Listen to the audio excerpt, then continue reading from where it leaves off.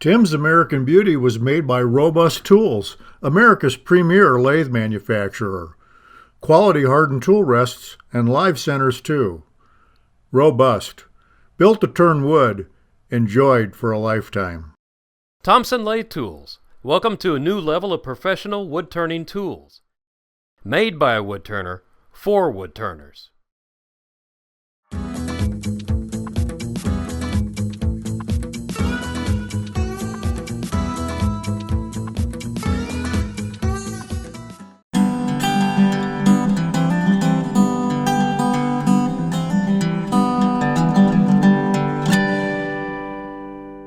I gotta say myself, this is pretty impressive, isn't it? I don't turn big stuff very often, but to show why I have such a large lathe and also the capabilities of it, I decided to do this. And it's a platter, and I actually did some marquetry in the center here. And no, I'm not a marquetry expert. There's a kit I got that helped me build this whole thing, which was really nice. And the reason I put the marquetry in here is teak is a beautiful wood. You can actually see some nice figure in it and some curliness, but this just awfully sets it off a little bit more. Just gives it that extra pop, a little extra something. So it's a really neat thing to do. Let me get this out of the way. And I came about this because Cook Wood sent me some wood a while back, and they sent these beautiful pieces of teak. And I never seen anything that large and that thick. It's 2 inches thick and about 26 inches square. And for the longest time I kept thinking, well, you know, I can make something out of it, but I'm gonna have to cut it up and everything else like that. And like I always tell you, you gotta waste wood to make something really nice. Well, this time I didn't want to waste any wood to make something nice. So that's why we went big. Now the first thing we're going to do is mark it up to find the center. So I'm taking my long ruler all the way to the edge, all the way to the edge down here. And I want to be as accurate as possible because being careful with your measurements through this whole project is something that will make this a lot easier on you to turn. So there we have our first mark. Bring this one up here, come into that corner down there. I'm trying to make sure I leave enough space there because the pencil lead is pretty thick. So, although if I'm off a 1/4 inch, it won't kill me. So anyway, there we go. That's our center. Now I had to dig deep to find a compass that would draw a circle as big as I want. And I found this in storage, and I'm not even sure where I got it. Probably at an art store or something a long time ago. But I used to use this to draw out where I was going to cut a raw log to make bowls out of. But the easiest way to do this is I'm just going to center this point and then slide this so I get to about a 1/4 inch away from the end there. And then just to make sure, I'm going to swing it back this way. Another 1/4 inch. And oops, I'm looking good there. I'm looking good there. Why am I going a 1/4 inch from the edge? Because this wood might have some cracks in there that I can't see on the grain because it's darkened, they sealed it, everything else like that. So by cutting at least a 1/4 of an inch into all sides of this, I'll be able to see the raw wood, the fresh exposed wood, and I'll see if there's any cracks in there. The other piece I did, there were no cracks, so I'm really not worried about that on this because I think these both came from the same tree, just about the same section as a matter of fact. So that's the first circle I want on there. The second circle is going to deal with my faceplate. Now, my faceplate, I won this at my woodturning club in a drawing one time, is 10 inches across. So I want to take this and bring it in to where I'm only going to do a 5-inch circle. And actually I want to do just a little bit more than a 5-inch circle. So let's see here, just a tick. Because what I want to do is draw a circle on here that is just slightly larger than the diameter of the faceplate. That will help me center it later. So I'll bring this in like so. Draw again. Wish I had a Sharpie that I could attach into this thing. It'd be a lot darker. There we go. That looks a little large. Are my measurements off here? Yeah, let's do that again. Okay. Yeah, see, when you measure twice, draw once. Okay, I did 6 inches. Let's bring that back to 5. That is why you watch me, because now you know math is important, kids. Stay in school. Also, I don't have an eraser, so we'll just live with that mark on there. So now we're making a really cool design. Draw this one more time, and I'll show you what I'm doing here. There, now it's just barely exposed on there, so now I can center this easily. Take that off. That weighs about 10 pounds, by the way. This weighs 35 or 40. So we're gonna go to the bandsaw. And the way I want to cut this is slowly and carefully, as if that goes without saying, right? But the thing is, I want to start cutting in from an edge, and I want to cut all the way around and end up on an edge and just exit out here and do it in squares or corners. That way I don't do the whole thing at once. This is too big to mess with to do that. So, I'm gonna turn the bandsaw on and just feed it in slowly.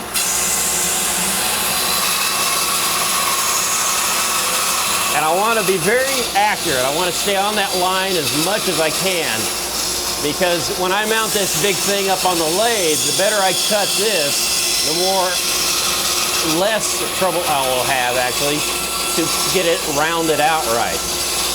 So this is one of those take your time and enjoy the process moments.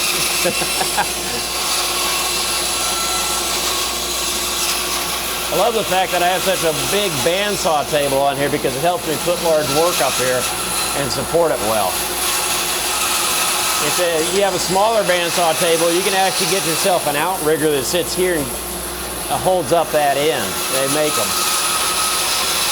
This is looking good. Wow, I'm right on that line. That's really good. Wish I could drive a golf ball that straight. Okay, now I'm coming up to the side here, and I'm going to exit out. There we go. And now I'm going to move on to the next corner.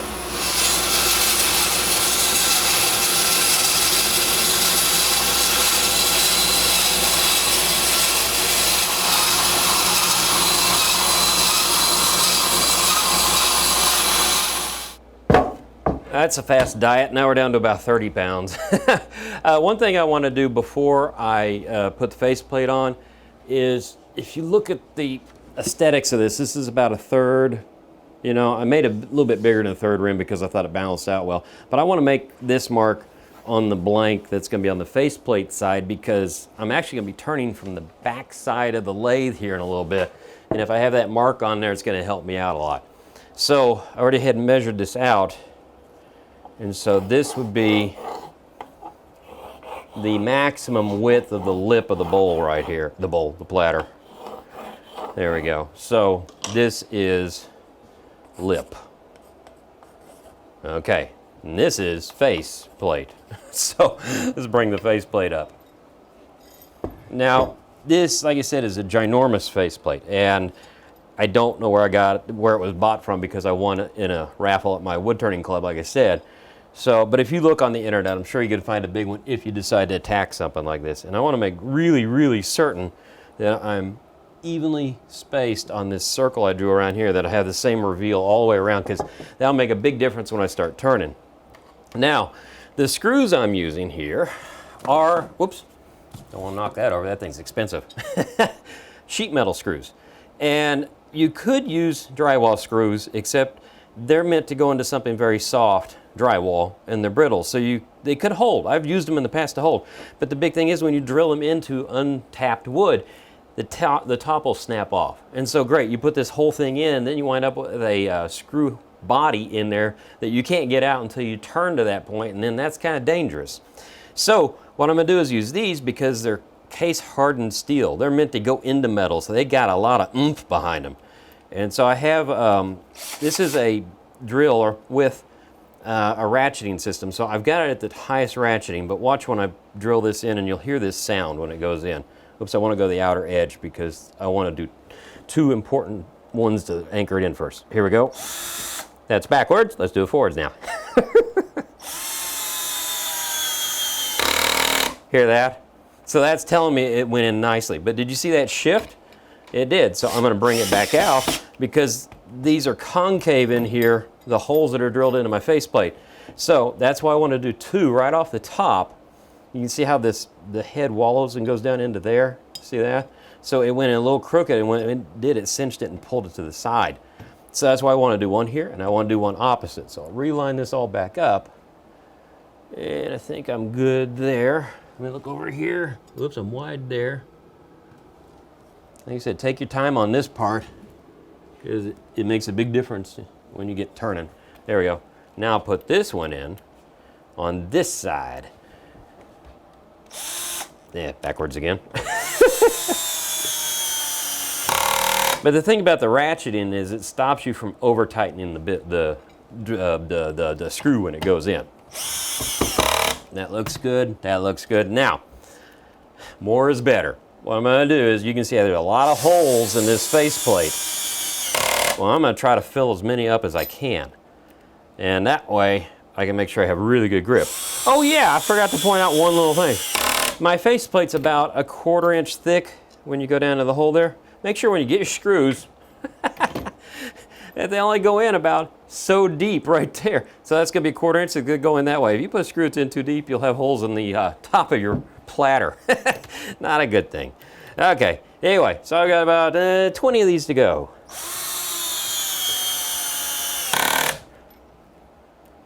Overkill is good.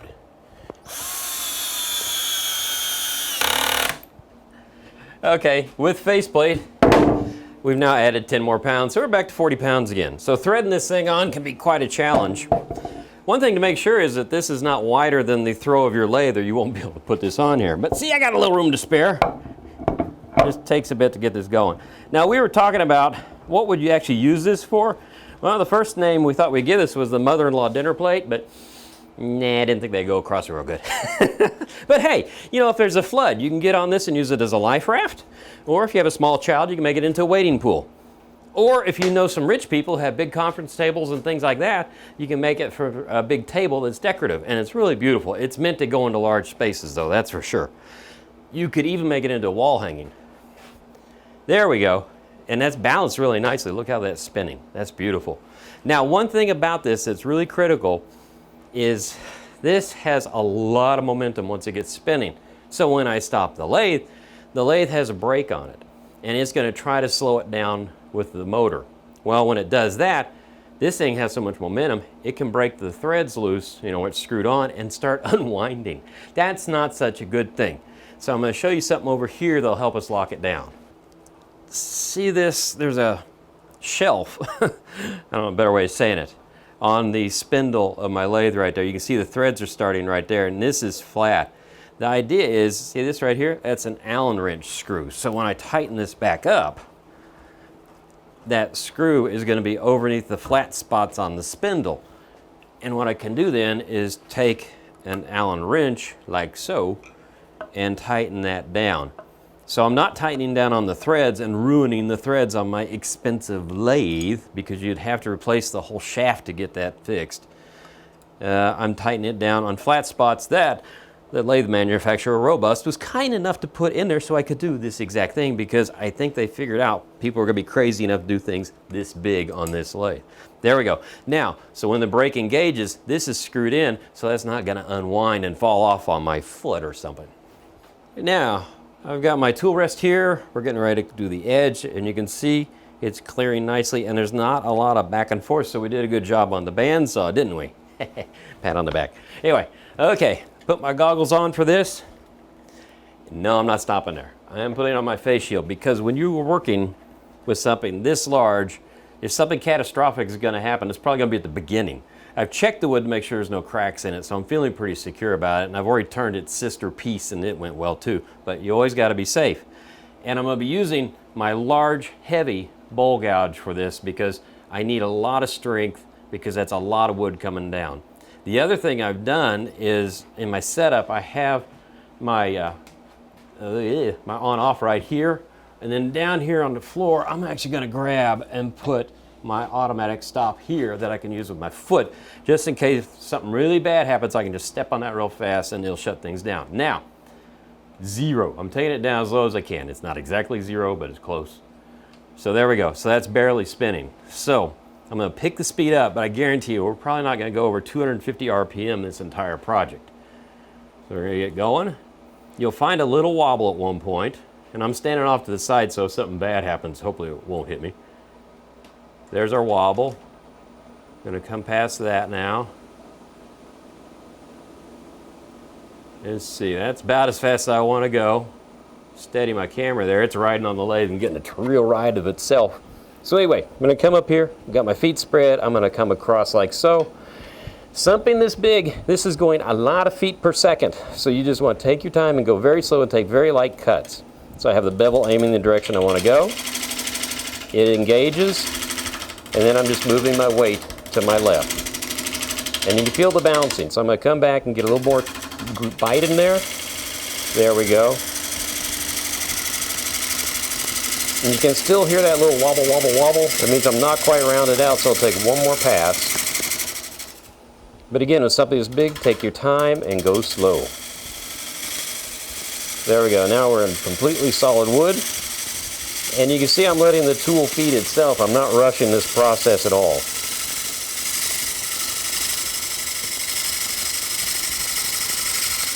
And I'm truing the edge first because I want to do it while I have a lot of thick wood on there. Because if you go back later and that's a rim, that'll be really dangerous and it could blow the whole piece up. So that looks good. Oh, watch this here. I'll turn this off. It's trying to engage the brake. Okay, now the brake let loose, right? And this is what you call freewheeling. So it's just letting it roll down and come down to a stop on its own. So that's the point where this thing would unscrew if you didn't have those Allen screws in there holding this on. Whoops, I'm hitting just a little bit. We're gonna move this out just a touch because the next cut I'm gonna make is gonna clean up the face of the wood here. There we go. And I'm gonna do a pull cut. And the reason I want to clean up the face is it gives me a nice clean starting point for any other cuts or anything else I have to do, like the foot, which we're going to do next. Again, I'm going to turn the speed down again when I start this up, because I don't want to start it up at the speed I was at, because it'll jump around. Now, I can bring it up, bring a little more speed up. Again, when I'm talking feet per second, that's not moving real fast. This is moving so fast it's burning my finger. So that's why RPMs don't always tell you how fast you should go. Something this big, that's a lot of speed out here. That's moving really fast. It's like somebody walking here and somebody running flat out over here. They're going in a circle, so they're doing the same RPMs, but one guy's working a lot harder. So anyway, I'm going to take the tool, I'm going to put it on its edge, and we're just going to do a pull cut. And I like the pull cut for this because it gives you an easy way of cleaning up the wood without engaging a lot of the tip of the tool to where you might get a catch. And I'm not after perfection, I'm just trying to get rid of the bumpiness because the piece of wood is flat, but it's not flat enough. You can see it's a little bit out of round. So over the drying process, the board itself will warp somewhat. And one way to do this too is, if you bring the tool in, let me try something here. I'm going to stop this real quick, because you want to make sure you have enough tool rest when you do this. Slow down, big boy. There we go. Okay, bring this out here. You can see I'm scalloping this. Here it's flat now. You can see how it looks. So this was high, this is low, so I haven't gotten to that yet. But I'll show you over here. This is going to be the most out around. So we'll start her up again. There we go. If it's way out around, you can do this. You can come in here, and I'm going to take the tool, it's making contact, and I'm going to push it in until I get to solid wood, like that, and then come here and step my way in again. It's a little bouncy, but it's sometimes easier than trying to drag across all this. So you can use either method you want to get this cleaned up. So once I get this nice and flat, then we're going to start working on the foot of the platter.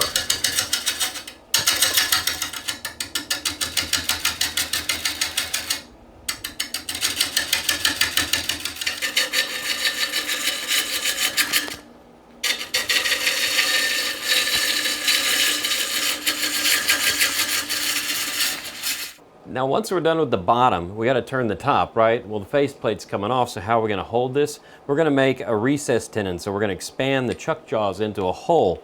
And I know that these take a 4 1/4 inch recess, and I want to make this recess as close to the closed portion of the jaws as possible so I don't open them up too wide. So what I've done is I marked the center on here, and I've got my compass, and we'll just get the point in there, and we'll mark this. So that is 4 1/4 inches.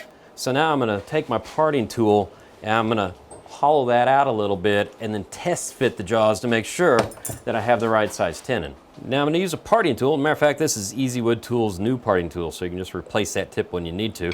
On a project like this, the less sharpening I have to do, the better. It's because we're going to be sharpening that bowl gouge a lot. So I'm just pushing it in straight. Gonna take a little bit of wood. And what I'm gonna do is just widen this hole out, or deepen the hole, excuse me. Then it becomes a hole.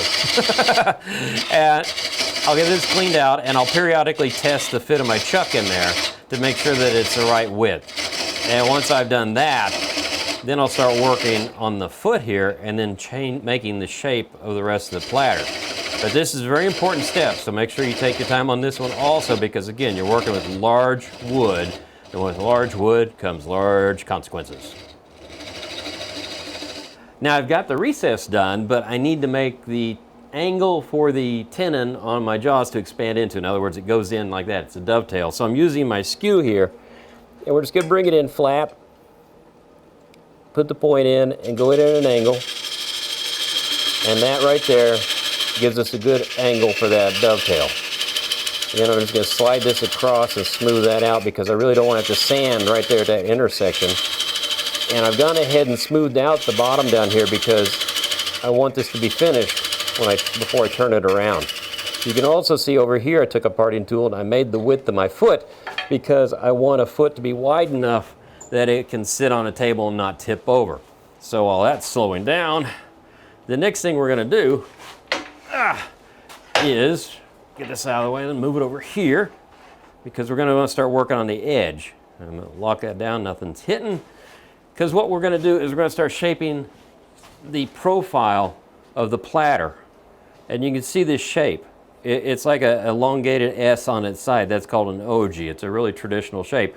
But you can see what it does, it lifts it up. It's only 2 inches thick, but it looks like it's a lot taller because it lifts it up off the table. That's the shape we want. We just don't want to go straight across like a dinner plate. So now we're back out to this edge where we got feet per seconds running. So we're going to turn that down, turn this on, and bring up the speed. And I'm simply going to start wasting wood away. I don't want to go ahead and make a giant hero cut on this because it's just too much momentum coming here. So you want to be as safe as possible on this. So we're just going to come in here and go like so and start removing the wood.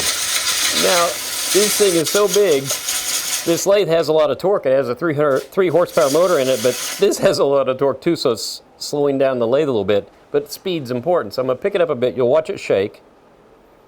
Whoops, wrong button. Do the right one. There we go, it's shaking. Now we just went through it, and it's pretty solid now. Now, believe it or not, that looks like 1,000,000 miles an hour, but it's only about 250 RPM. But that's about as fast as you want to go on something with this. But watch how this cuts now. See, it's a much nicer cut because the speed is helping you out. And I'm not pushing very hard on the tool right now because I'm letting the wood dictate the speed of the feed. Basically, it wants to cut that fast. Now, I'm going to have to sharpen a few times, but that's okay because you would definitely want to keep your tool sharp for this process. And see, this is where that long wing comes in handy because you can make contact there and cut a nice big swath. Now, I'm going to switch to push cut once I get this done, and we'll start shaping the ogee. And I'll show you how we do that in a minute.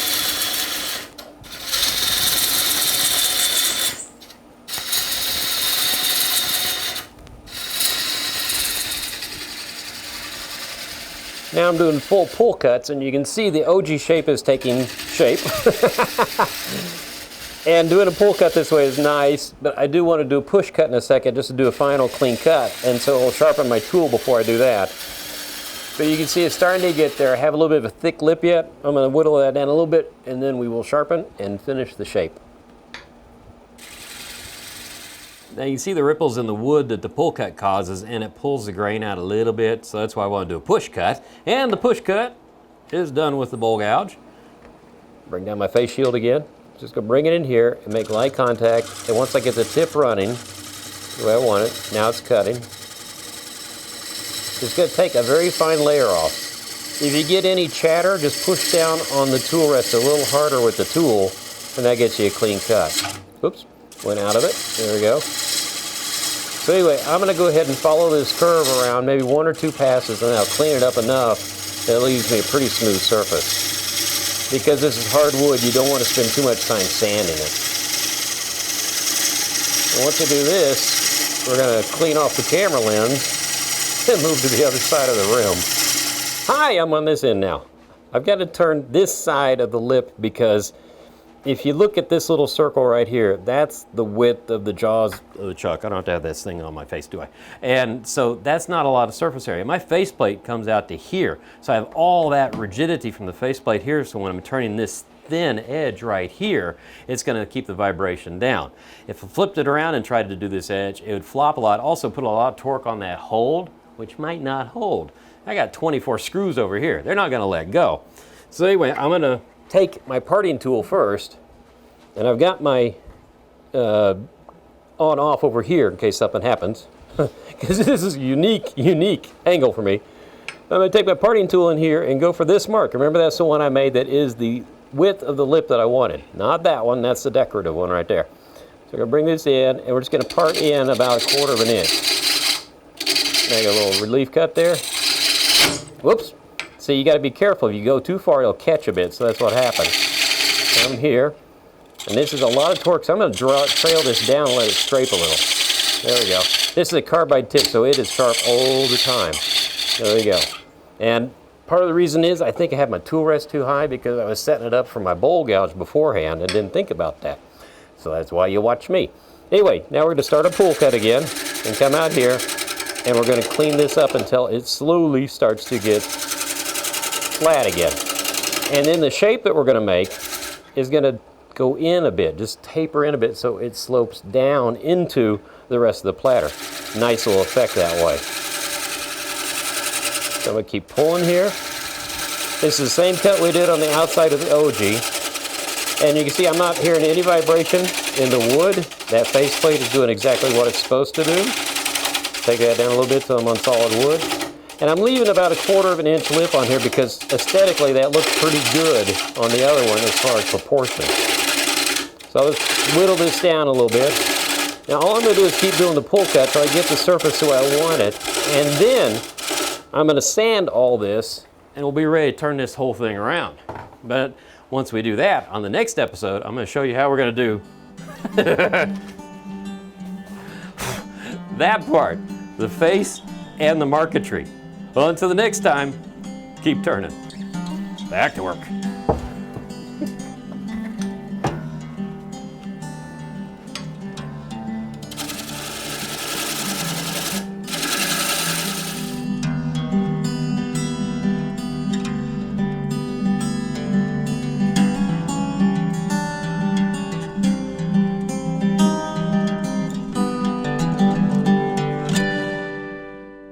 Tim's American Beauty was made by Robust Tools, America's premier lathe manufacturer. Quality hardened tool rests and live centers too. Robust. Built to turn wood. Enjoyed for a lifetime. Thompson Lathe Tools. Welcome to a new level of professional wood turning tools. Made by a woodturner for woodturners.